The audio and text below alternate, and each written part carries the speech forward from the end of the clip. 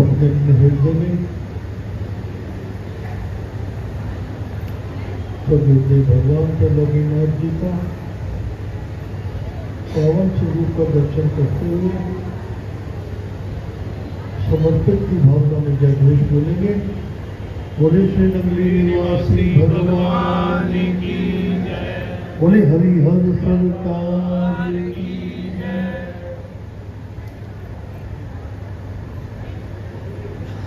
खंड खंड में विराजमान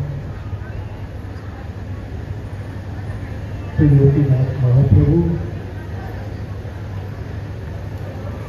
शिवगंगी निवासी भगवान जी के श्री चरणों में नम्रवंदन अर्चन करते हुए दादा गुरुदेव परम भक्त दयाल जी महाराज जी के श्री चरणों में नम्रवंदन अर्चन,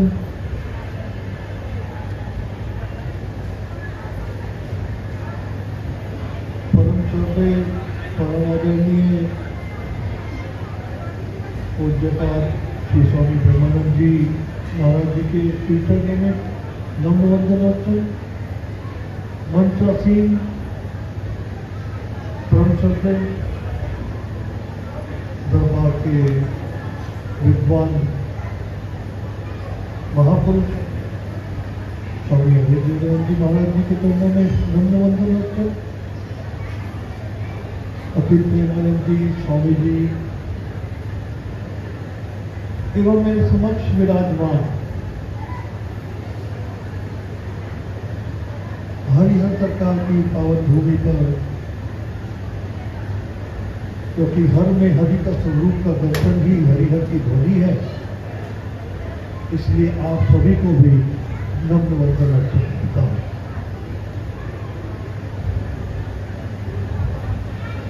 अमूमन मैं इस प्रवृत्ति का व्यक्ति नहीं हूँ, बहुत गंभीरता से रहता हूँ, परंतु आज जब से यहाँ आया हूँ तो एक अलग सी आनंद की अनुभूति है। मैं बहुत हंस भी रहा हूँ और मुस्कुरा भी रहा हूँ और कुछ आनंद से भी।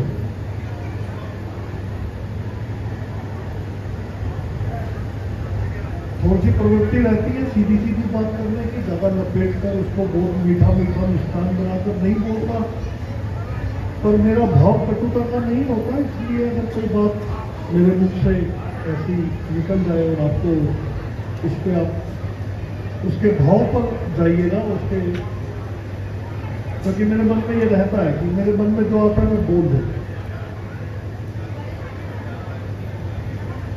ना तो समय है ना ऐसा विषय है। बैठे बैठे अभी याद आ गया, घर में शादी होती है, जब बारात आने का समय होता है कितनी भीड़ हो जाती है ना। फिर खाने के समय में भी बहुत भीड़ होती है। तो जिसको शगुन देना है वो शगुन दे देता है, जिसको खाना वाना खा के मिलना है वो सब मिल मिला के चले जाते हैं। बाद में रह जाते हैं, कौन रह जाते हैं बाद में? परिवार के सदस्य। तो ये जो अब जितने बैठे हैं ना ये परिवार के सदस्य हैं। बोले सतगुरुदेव भगवान की। ये वो दीवाने हैं जिनको ना तो निद्रा सता रही है ना भूख सताती है, जिनको सिर्फ और सिर्फ उनके दर्शन की प्यास उनके आशीर्वाद की चाहना अपनी ओर खींच कर ले आती।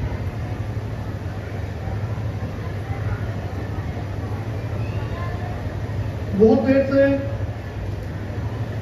बहुत ज्ञानी जनों को सुना। स्वामी जी ने कभी कहा कि आराम से बैठे हुए हैं, मैं मानता हूं कि साधु के संयम होना तो बहुत आवश्यक है, तो मैंने अपना संयम संपूर्ण रखा। बल्कि मैं चाहता था कि मेरे को माइक मिल जाता तो मैं स्वामी जी का नाम भी ले लेता, इनका भी आपको आशीर्वाद मिल जाता, क्योंकि मेरी भूख 10 मिनट से बुझती नहीं है। इसलिए मैंने स्वामी जी से कहा था कि मुझे आप बेशक अंत में देना, तो मैं 5-7 मिनट में अपनी बात खत्म नहीं कर सकता, मेरे को आनंद नहीं आता। आप सबका स्नेह आशीर्वाद लेते लेते आज आयु इतनी हुई है कि आपके साथ बैठने का सौभाग्य मिला। ये सौभाग्य है हमारा, ये कोई हमारी पात्रता या हाँ हमारी योग्यता के उससे नहीं है। ये हमारा सौभाग्य है कि ये परम सानिध्य हमें अपने बड़ों का मिलता है, और ये परंपरा हमारे नंदी दरबार में ही ऐसी परंपरा है जिसका मुझे गर्व है।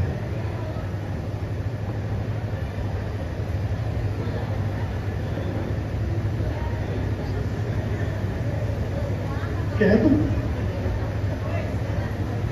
मन में आता है, वैसे रुका नहीं जाता, फिर वो बाद में विवाद का विषय बन जाता है। फिर लोग कहते हैं ये स्वामी ब्रह्मानंद जी के इसमें चल रहा है। बहुत जगह अभी बहुत सत्संग सुना मैंने, मैं किसी की वो नहीं कर रहा, बहुत अच्छा लगता है, बड़े महापुरुष हैं। अच्छा एक बात बताइए, चलिए थोड़ा सा बात को ना लपेट के बताता हूँ, सीधा सीधा कहने से कई बार गड़बड़ ना हो जाए, थोड़ा उसको टॉफी बना देते हैं। पल्स की टॉफी खाई है? पल्स की ऊपर से मीठी होती है, फिर उसको दांत मारो तो अंदर से एकदम तीखा स्वाद। खाइए। अगर आप अपने किसी छोटे बच्चे को या पोते को या देवते को या किसी को लेकर बाजार में जाएं और वो आपसे कहे नानू या दादू या ताऊ जी या बड़े पापा मुझे ये 10 रुपए की चीज ले दो, तो आप क्या करोगे बताओ? अब सो तो रहे नहीं, आप बैठे हो तो इसका मतलब जाग रहे हो, जाग रहे हो तो मतलब सुन भी रहे हो। बताओ क्या करोगे? दिलवा दोगे? और ये भी हो सकता है कि अरे बेटा एक क्या तू 2 ले, ऐसा भी कह सकते हो।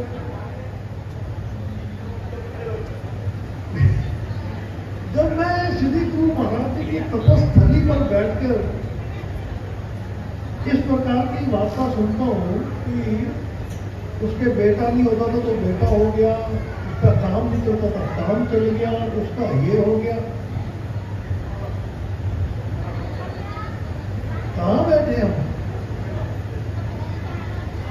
और किसके पास बैठ के क्या मांग रहे हैं? विचारणीय प्रश्न है, विचार करके देखना, सोच के देखना। मैंने बात को बड़े छोटे में लपेट कर बोल दिया। अरे जो त्रिलोकी का नाथ है, मतलब पिता तो हमारा है करोड़ोंपति, और हम उससे कह रहे हैं पिताजी एक 100 गज का प्लॉट लेना है। वो कहेगा बेटा अभी ये ले चेकबुक, और चेक भी क्या करेगा नगद ही ले जाता खरीदा। राजा के पुत्र होके मांग क्या रहे हैं? कहीं ना कहीं कुछ तो गड़बड़ है। एक तरफ तो त्रिलोकी नाथ कह रहे हैं, तो प्रश्न विचार नहीं है, विचार करना। और क्या हम गुरुदेव, अच्छा इसमें भी एक बात है, हम गुरुदेव को धारण करते हैं क्या? बिल्कुल गलत। शिष्य कभी गुरु को धारण नहीं करता। गुरु अपनी कृपा शिष्य पर करता है और उसको चुनता है कि ये मेरा शिष्य होने का अधिकारी है। ये कृपा गुरु की होती है। हमारे में क्या ताकत है, क्या पैमाना है हमारे पास?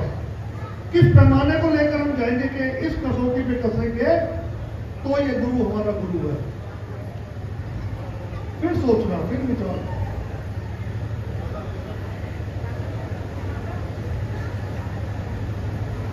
अभी एक कहीं कार्यक्रम था, अखिल प्रेमानंद जी जानते, मैं नाम नहीं लूंगा, काफी बड़ा कार्यक्रम था, मैं वहां बैठा हुआ था। मेरे से पूर्व किसी वक्ता ने कहा, मोह छोड़ दो, माया छोड़ दो, ये छोड़ दो, वो छोड़ दो। मैंने बाद में पूछा, मैं कहा स्वामी जी भागवत की आपने कितने रुपए लिए हैं? कह रहे कुछ नहीं, 8 लाख रुपए में हुआ है। मतलब जो महापुरुष मंच पर बैठकर गृहस्थी को कह रहा है कि माया का लोभ छोड़ दो, वो खुद कथा कर्म बांचने के 8 लाख रुपए 7 दिन के 8 लाख रुपए ले रहा है। मतलब 1 लाख रुपए बहुत से ज्यादा। तो ये क्या, ये अगर प्रभु ने वाणी की कृपा करी या ज्ञान की कृपा करी, हमने उस ज्ञान का एक मोल लगा दिया, तो फिर हम संत कर रहे हैं, हमने तो उसको बेच दिया, हमने उसकी कीमत रख दी। तो बेचने वाला बड़ा या खरीदार बड़ा? खरीदार बड़ा। मैंने बात तो बहुत लपेट कर कहा, बिल्कुल सीधी सीधी झुकेगा। तो कानों पे हाथ लगा के, दोनों हाथ जोड़ के क्षमा प्रार्थी। तो जो कार्य हमें करना है वो हम गृहस्थी को कह रहे हैं कि तू कर। अरे करना तो हमें होगा, भजन करो। हम कितना कर रहे हैं, पहले सब अपना आकलन तो कर लें।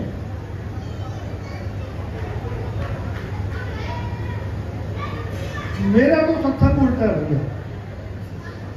मैं तो कहता हूं खूब माया कमाओ 50 साल की आयु तक, इतनी कमाओ कि उसके बाद जब भगवत चरण की सेवा करो तो तुम्हें यह चिंता ना हो कि पीछे से मेरा घर कैसे चलेगा।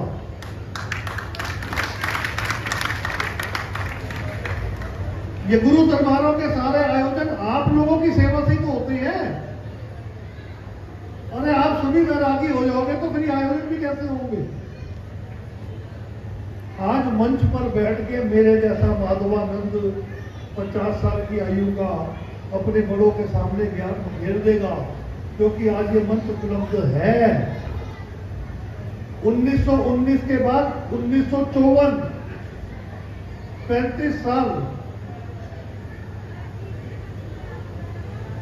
अगर यहाँ की भूमि की किसी ने शुद्ध नहीं ली तो ये भूमि कहां थी, गौण नहीं हो गई थी क्या?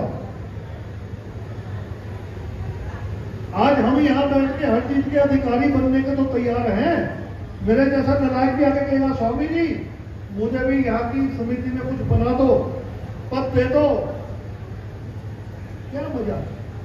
मैं अपने ऊपर कह रहा हूं, अपने ऊपर, किसी संत में नहीं कह रहा, कोई इसको अन्य बना ले। और जिन्होंने संघर्ष किया, जिन्होंने प्रैक्टिकली दुख को सहा, कष्ट को सहा, बिन नापाची ने मिटे ना भ्रम की काई, अपने आप को मिटाए बिना भ्रम की काई मिटती नहीं है। जब अपने आप को गवाया ही नहीं तो उसको पाया भी नहीं ना।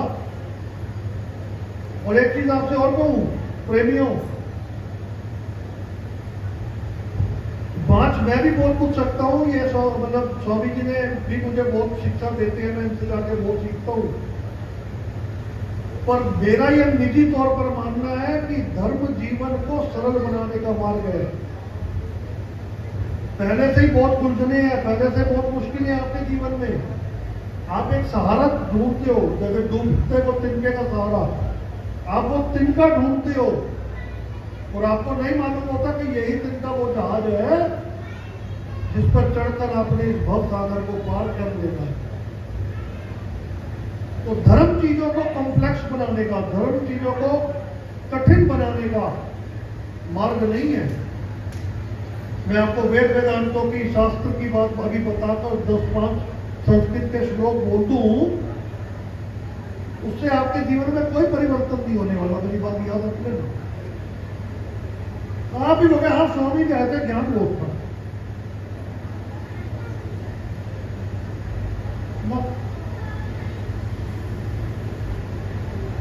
धर्म जीवन को सरल बनाने का मार्ग है। सरल, सरलता, विनम्रता, शांति, सुख, आनंद, इसलिए बैठे हो।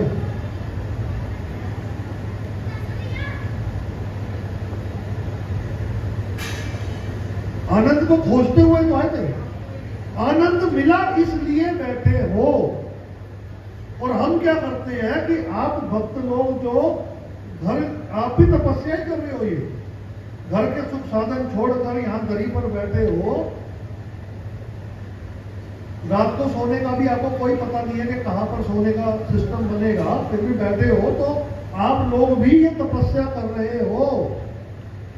और हम आप ही को कहते हैं तुम ऐसा नहीं करते, तुम वैसा नहीं करते, गृहस्थी ऐसा नहीं करता। अरे भैया कर तो रहा है, और क्या जान लोगे उसकी, और कितना करेगा।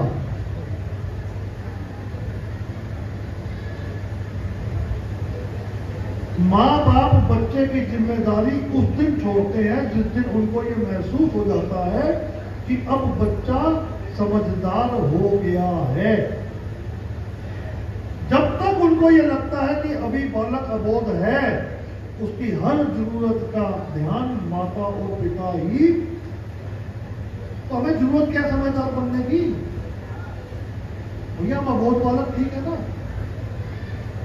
पिता बैठा है हमारा, अपने आप देखेगा, अपने आप। पिता को पता है इसके स्कूल की फीस का भरनी है, अब इसको ड्रेस चाहिए, अब इसको ये चाहिए, अब इसको वो चाहिए, वो पिता जाने ना। हमें समझदार बनने की आवश्यकता नहीं है। जिसको समझदार बनना तो वो इस बात के लिए तैयार रहे कि अब वो अपने जीवन का जिम्मेदार स्वयं। आई बात कुछ समझ में? तो जयकारा लग जाए।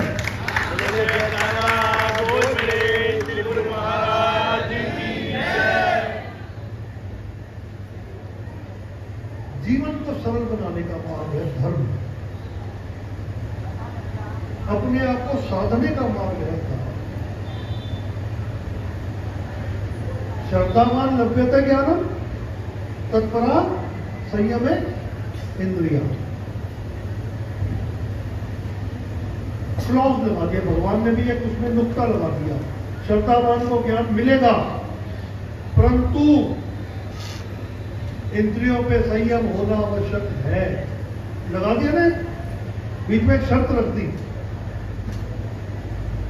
विनती में पढ़ते हैं, सतगुरु नाम जहाज है, चढ़े सो उतरे पार। और रुक जाओ, यहां पे भी एक शर्त लगा दी, जो श्रद्धा कर सेव दे गुरु पार उतारन। कि जो श्रद्धा से सेवा करेगा, श्रद्धा को पार उसको ही लगाने की जिम्मेदारी है गुरु पर की। तो सदगुरुदेव भगवान आप सभी जितने भी यहाँ पर भक्त आए हुए हैं और जिस जिस मनोकामना को मन में धारण कर कर आए हैं, सदगुरुदेव आप सबकी वो मनोकामना पूर्ण करें। बहुत ज्यादा अधिक समय नहीं लूंगा क्योंकि समय बहुत ज्यादा हो चुका है। अभी स्वामी जी से आशीर्वाद लेना है, स्वामी अभेद योगानंद जी महाराज जी से। अच्छा कह रहे सुबह दूंगा ब्रह्म मुहूर्त पे। एक चीज मुझे बहुत अच्छी लगी, पिछले बार मैं जब यहाँ आया था तो मैं सफेद वस्त्रों में था। अंदर कार्यक्रम हुआ था गुरु महाराज जी के दरबार में, और मैंने एक आह्वान किया था कि क्यों हम सभी अपना अपना अपना अपना करते हैं पर गुरु महाराज जी के बच्चे बनकर काम करने को तैयार नहीं होते, अपना लेबल लगा देते हैं।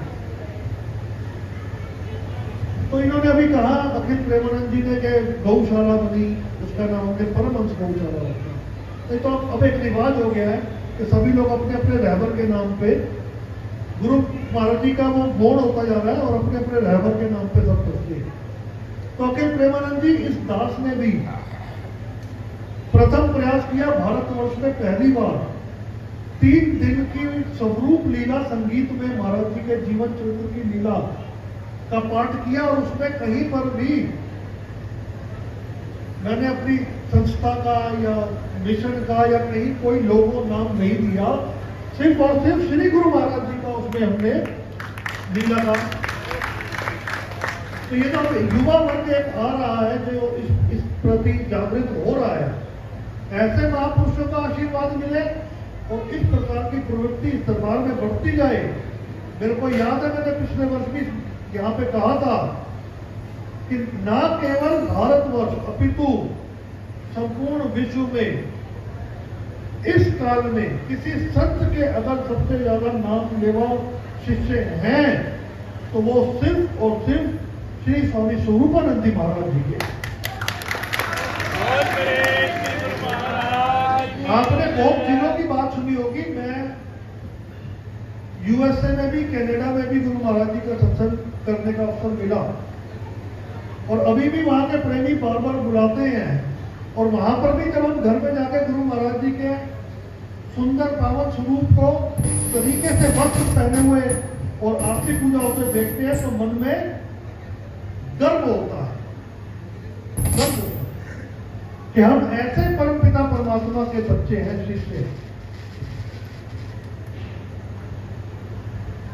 ऐसे नहीं हम उनको त्रिलोकीनाथ ब्रह्मांड नायक कहते। मुझे नहीं लगता कि इस संपूर्ण पृथ्वी पर कोई ऐसा शायद कंट्री होगी जहां पे कहीं ना कहीं किसी न किसी रूप में गुरु महाराज जी का स्वरूप विराजमान ना हुआ हो।